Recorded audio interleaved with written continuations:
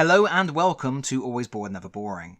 Last week I posted a video sharing samples of the awesome new Prismacast pre-painted terrain from Archon Studio, which they are currently offering through their latest Dungeons & Lasers crowdfunding campaign. That campaign has been going for a little over a week, funded in 5 minutes, and currently stands at over $1 million raised. As a result, Archon Studio have been able to add a huge number of stretch goals to the offer, dramatically improving the value of eligible pledges. Those stretch goals even include a massive demon that stands 220mm tall. If you haven't checked out the campaign yet, I will put a link in the video description below to the Gamefound page. I will also drop a link to my previous video where I showcase pre-painted samples of 3 different terrain types to give you a better idea of what's on offer. Now, as someone with a huge paint queue who loves terrain but isn't a big fan of painting terrain, pre-painted terrain packs are very appealing to me, and Prismacast is certainly the star of the show with this crowdfunding campaign. However, a lot of people will be interested in picking up the unpainted terrain sets. Those obviously come with a cheaper price tag, and they will give painters an opportunity to come up with their own colour schemes. I have here 3 different unpainted frames from the brand new Rocky Cave set. They look great. Loads of really nice detail and curved wall sections that are going to let you make much more natural looking cave systems. In total, this cave set will net you 15 frames, totaling 92 elements for creating your cave systems. That is a lot of plastic. So today I thought I would take a stab at doing a very quick paint job on this terrain. With so many components to get through, speed is of the essence, but you still want it to look good at the end. For that reason, I'm going to fall back on a tried and tested paint scheme that I have used numerous times before. You will probably have seen me using it in other painting videos on the channel. To start, I am spray painting all of the elements while they are still on the frames, with a matte black colour primer from Army Painter. Doing it this way, you can hold the edge of the frame while you spray, and that makes it all much quicker and helps to ensure good coverage with no missed spots. When that's dry, I'm going to snip out all of the elements with some side cutters, trying to be as careful as possible. You may get some nubs at this point that you will need to trim away with a craft knife or a mould line remover. Each piece I will then insert into one of the connector clips that come with all of these Dungeons & Lasers sets. This is a neat trick someone pointed out to me years ago, because it means while you are painting the terrain, you have something to hold on to and something that will make the terrain stand up to dry. At this point we are nearly ready to start painting properly, but first I am going to touch up all of the areas where the terrain was cut from the frame using Abaddon Black. Abaddon Black isn't quite the same as the matte black primer, it's slightly richer and warmer, but it's not going to matter in the end. Now we get to it, and we are going to do this terrain really quickly using 3 paints and 2 washes. First we use Steel Legion Drab. I'm going to apply this over all of the terrain elements as an overbrush. That's a bit like a dry brush, but you have more paint on your bristles. You whip the brush over the surface of the terrain elements lightly, so you get a lot of paint on the raised areas but none in the recesses. This makes it possible to paint large areas of terrain really quickly while giving it a more natural finish. When that's dry, I am going to switch to Agrax Earthshade for the most laborious part of this job. I'm going to apply a heavy wash into all of the recesses on every single terrain element. This is going to darken up those recesses, providing the shading and helping the detail to pop. It doesn't matter if you go over the surrounding raised areas a bit, as that will all help to give the stones a mottled finish. Also, I am purposefully going to pick out some stones and slabs to completely cover with the Agrax Earthshade. Again, just for subtle variations in the colouring. Then I am switching to Seraphim Sepia, another wash, and I'm going to pick out a few stones on each terrain element with it. This isn't necessary, and you will barely notice it when the paintwork is finished, but it's just another way of adding a bit more texture and interest to large areas of stone. Next, I'm going to use Xandri Dust, which is one of my favourite colours, and this time I am going to do a dry brush using a nice big brush. For this, I load the brush up with paint, wipe most of the paint off with a piece of kitchen paper, and then I lightly flick the brush over the terrain using circular motions. This will leave a dusting of paint on all the raised surfaces, which will really start bringing out all of those details. Finally, and yes, this is finally, I'm going to do a dry brush using Screaming Skull. This dry brush will be lighter than the previous one and will really define those edges. And that is that. I have arranged all of the elements on a board and I'm going to spray them with Army Painter matte varnish. It's simply a case of spraying the top side, waiting for it to dry, flipping everything over and spraying the reverse. This is going to protect that paintwork and ensure the dungeon terrain continues to look as good as possible.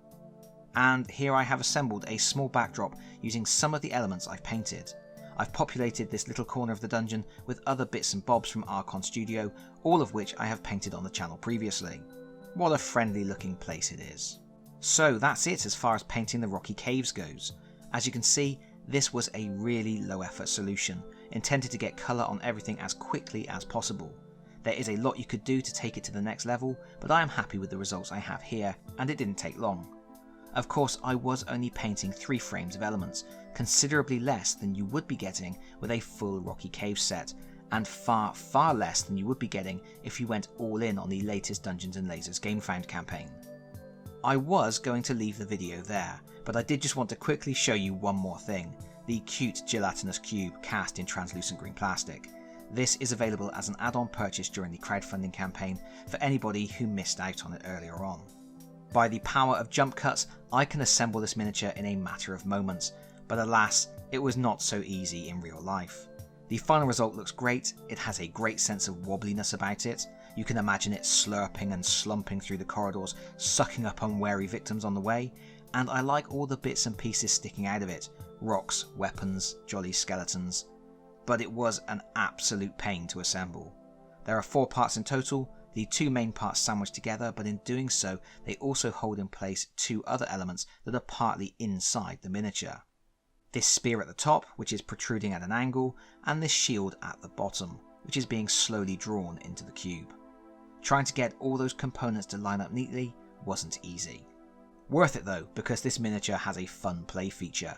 It is completely hollow inside, and there is enough space in there for a 28mm miniature to stand, as long as it isn't a particularly dynamic miniature. Here, a Poor Knight from Perry Miniatures, which is a true scale 28mm miniature on a 25mm base, is just having the worst time ever. Naturally, it's going to look better painted, but with translucent miniatures, how to approach that task is sometimes a head scratcher. For this one, you could just paint the rocks and the things floating inside the cube, leaving the rest as translucent plastic. Oh, worth noting, some of those things are sculpted on the inside of the miniature. Once it's assembled, like mine is, good luck painting those bits. I thought I would have a go at painting the thing more traditionally, while still attempting to preserve a little bit of that translucency. To start, I sprayed the whole thing with matte varnish. This is effectively priming the miniature, giving your paint something to grab onto, without completely ruining the translucency, although it has resulted in the miniature going slightly cloudy. With that done, I'm going to paint all of the rocks. I hope you were paying attention earlier, because I am going to use exactly the same approach here as I did on the cave terrain, and that means I'm skipping ahead. You will notice I also painted any wooden elements in the cube, like the sword hilt, arrows and shield. I used exactly the same colours here as for the rocks. Next, I need to paint any metal parts. There isn't much, just a spear tip and parts of the shield. I will put down some lead belcher on those. I'm not thinning the paints or anything, I'm just doing it quickly. Then when that's dry, I will use Nuln oil for a wash, just to make sure nothing is too bright and we are picking out any little details. Next, we have some skeletons to deal with. For these, I'm using Screaming Skull to pick out the most raised parts of the bones. Then, when that's dry, I'm going to give the bones a wash of Seraphim Sepia. We are almost done. We just need to deal with the cube itself. For this, I'm going to use Nurgle's Rot, a technical paint from Citadel. I'm going to apply this liberally over all of the gloopy bits, and I'm going to make sure it partly runs over the bits sticking out of the cube. Admittedly, this was an experiment. I thought it would give me a cool gelatinous finish as the paint ran down the miniature, but this was a mistake.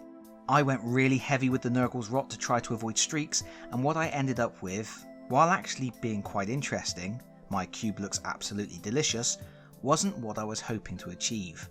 After being so careful to preserve the miniature's translucency up to this point, it was all ultimately for nothing. If you hold the miniature up to a light source, you can see runs and gloopiness inside the paint, but any miniature inside the cube is almost completely obscured. So the gimmick of the piece is somewhat wasted. I don't think it looks too bad, but this was a failed experiment. If I was going to have another crack at this, I think I would probably just give the gelatinous cube a green wash to help bring out the details, and then leave well enough alone. I think that will just about do it for today. As I said before, if any of the Dungeons & Lasers products look interesting to you, do be sure to click the link in the video description below to check out the Gamefound campaign. And, as always, if you like this video, please consider pressing the like button. If you really like this video, please consider subscribing if you don't already do so, and hopefully I will see you all again very soon. Bye bye everyone, bye bye.